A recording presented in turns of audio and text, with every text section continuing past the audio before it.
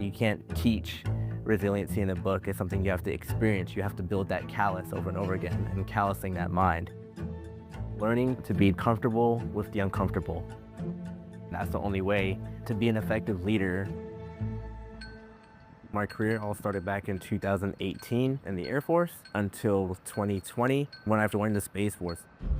The Space Force offered me a brand new service, a brand new culture. All those mission sets were an opportunity for me to be a part of what I thought to be the next leading edge of military operations. One of my goals from the beginning of my career, ever since basic military training, I saw those military training instructors. I wanted to be a part of that. And I was actually asked, hey, what do you think about going down to the Army Drill Sergeant Academy to figure out how they do things there and see what you want to bring to the Space Force? What we were looking for was some new ideas on how we want Space Force and TIs to operate. And Sergeant Moore was the best person to send through. Some people just have that inherent desire to just be the best no matter what. At the Academy, I was also joined by Technical Sergeant Gudgeon. He ended up becoming my brother throughout that training. Myself and Sergeant Moore, being introduced to that environment, we both leaned on each other quite a bit. Their goal was to treat us like the trainees so we could understand what that was like. And they were firm, they were direct, but the phrase of saying, hey, we're tearing someone down or break them down to build them back up again isn't necessarily true. It's not like the Vietnam era draft, you know. Everyone that wants to be in the military, they raised their right hand and they joined. So it's a completely different force and their training reflects that.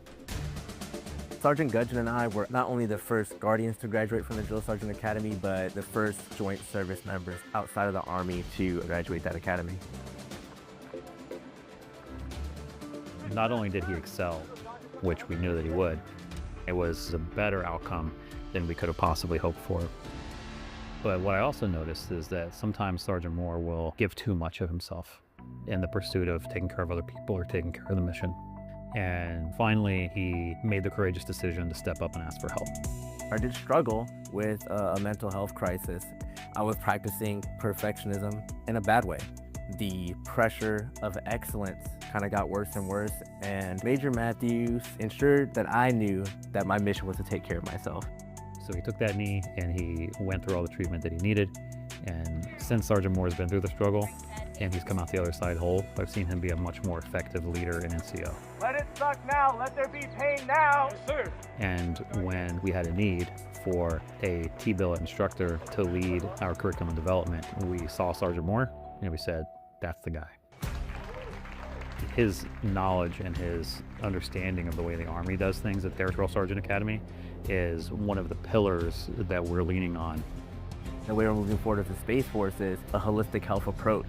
We don't want robots that are following a script. We want critical thinkers that are able to do what they do best with their skill set. With everything being so new and unprecedented, every Guardian has a chance to leave kind of their fingerprint in the Space Force. Sergeant Moore's drive for excellence is still a mystery to me. I was looking to bottle it up and sell it to an extent. He's just one of those members who's going to do great things for as long as he chooses to wear the uniform.